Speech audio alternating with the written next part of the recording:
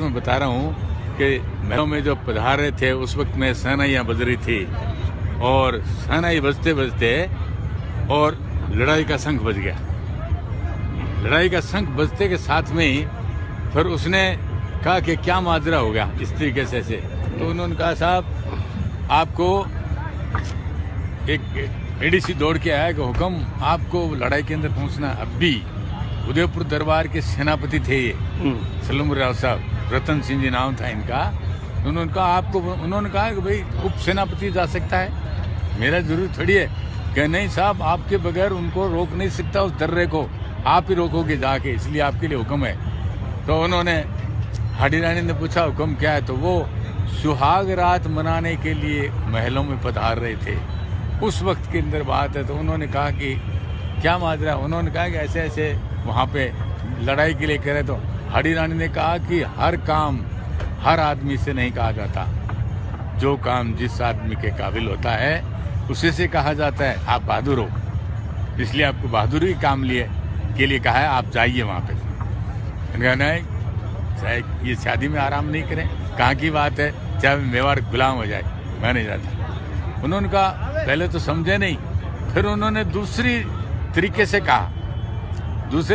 कहा कि अरे आप तो क्या जा सकते हो, आप क्या जा सकते हो, वो तो बहादुरों का काम है, आप तो फूल जैसे कोमल हो और ये आपके बस का काम नहीं है।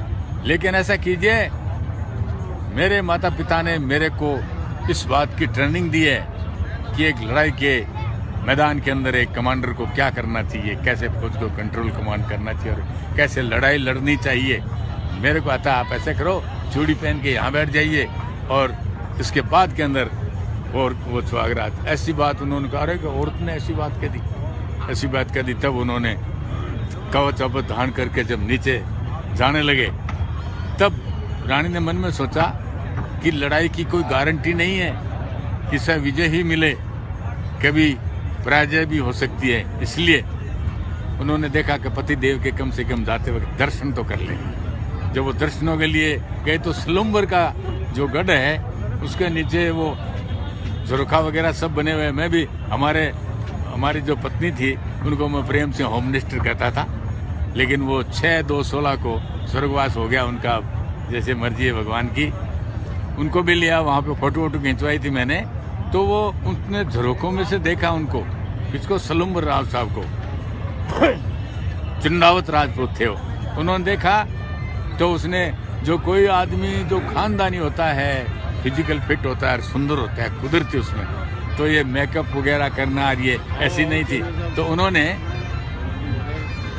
उन्होंने कहा कि साहब एडीसी से कहा तुम जाओ और रानी से कम सेनानी तो लेके आओ। तो उन्होंने सेनानी के लिए एडीसी दौड़ के आया कि हुक्म आपसे सेनानी मांग रहे हैं। रानी ने कहा अरे लड़ाई में जा रहे और सेनानी, उन्होंने कहा कि कोई सेनानी नहीं, मर गई रानी। फिर रानी ने मन में सोचा कि अगर इनको सेना ने नहीं दी और इनके दिमाग में वो बात रही, तो अगर किसी ने इनके वार कर दिया गर्दन तो अपनी तो वैसे छुट्टी हो जाएगी, मैं पहले क्यों नहीं मेरी ड्यूटी पूरी कर दूं। तो उन्होंने कहा देखो ठहरो, उन्होंने कहा ठहरो। फिर उसने कहा कि जो मैं तुम्हें सेना नहीं देती हूँ, तुरंत तुम्हारे सरदार से तात्पर्य चुंडावत सरदार जो उनको तुरंत पहुंचानी चाहिए का हुक्म। तो उसने साहब अंदर से वो जहाँ से वो तलवार रखी थी वो लाए, जहाँ उन्होंने गर्दन काट के दी, वो जगह सब मैंने वो फोटो में ली। उसने सब गर्दन काट करके और थाल में रख कर वो चुंदड़ी दे दी उनको। इस बात का सवाल आया कि अरे गर्दन कटने के बाद के अंदर उन्होंने कैसे रख दी। तो साहब राजपूतों के अंदर जुझार हुए हैं, गर्दन कटने के बाद में भी लड़े, गर्दन कटने के बाद के अंदर भी लड़े वो। तो इस तरीके से उन्होंने दे दी। फिर उसके बाद के अंदर वो गया तो चुंडावत घोड़े पे था, ला क्या लाया। तो उसने वो ऐसे चुंदड़ी हटा के देखी तो शीश हंस रहा था उसमें। उन्होंने कहा रानी ये क्या कर दिया, हमने तो जी भर के बात भी नहीं की तुम्हारे से, ये क्या कर दिया।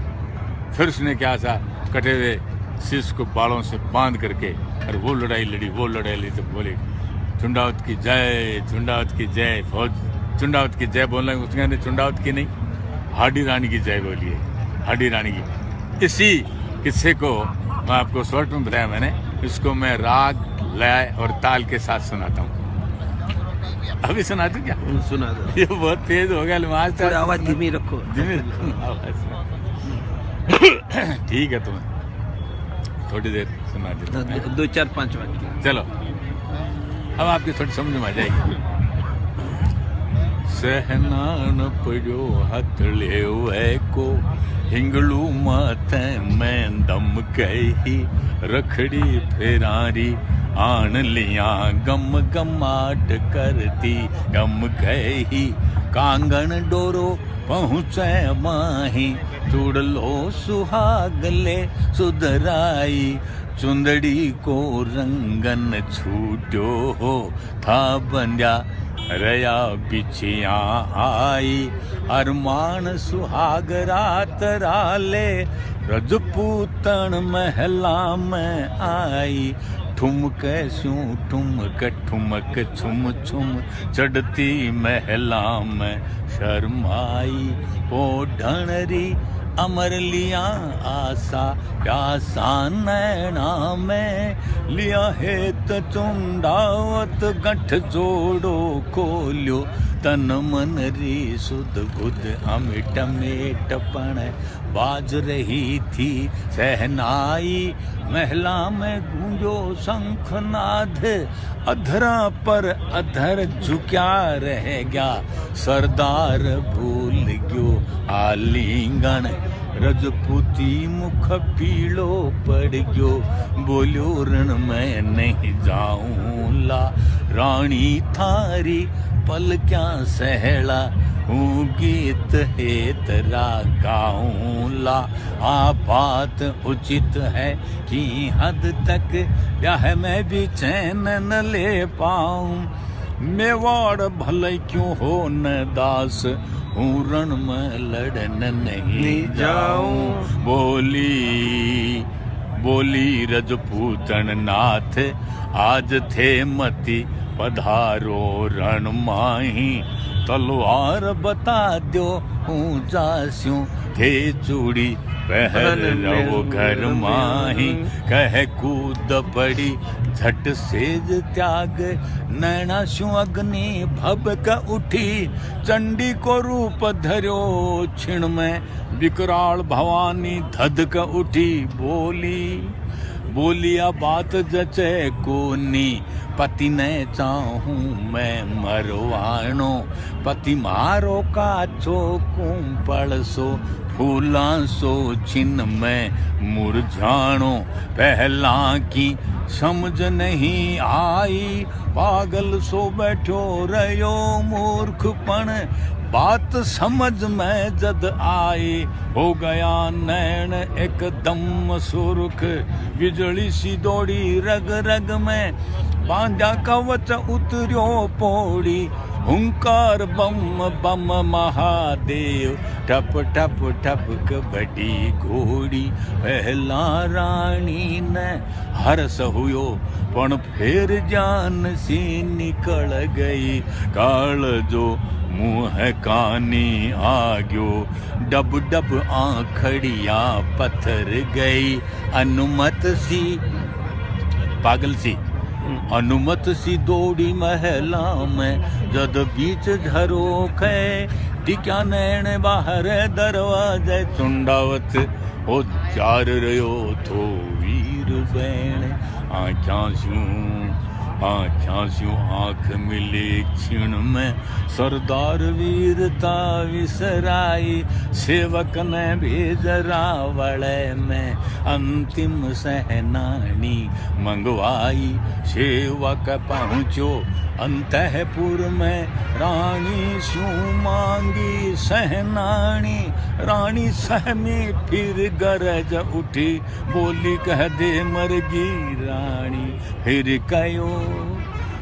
कयो ठहर ले सैनानी कह झपट खंगसो ती धारी सरकट हाथ में उछल पड़ो सेवक भाग्यो ले सैनानी सरदार उछल्यो घोड़ी पर बोलियो ल्या ल्या ल्या सहनानी फिर देखो जद देखो कटोसी सहस तो बोलो रानी मारी रानी तू भली सहनानी वीरानी है धन्य धन्य तू छत्राणी हूँ भूल चुको थोरण पथ ने तू भलो पाठ दियो रानी कहे एड लगाई घोड़ी करण बीच भयंकर हुयो नाद के हरी उठो चिंगाड़ मार हरि गण रे ऊपर पड़ी गाज फिर शीस कटो गल में धार्यो बेरीरी डोलट बाट बड़े उन मात बनो उन करद धार लत पत फौज ने खूब दली सरदार विजय पाई रण में सारी जगती बोली जय हो रण देवी हाडी रानी की महाभारत की जय हो जय हो जय हो जय हो जय हो जय हो। मेवाड़ में हांडी रानी का सर काट कर बलिदान के बाद मुगलों से लड़कर विजेता प्राप्त करने वाले ये चुंडावत वीर की कहानी।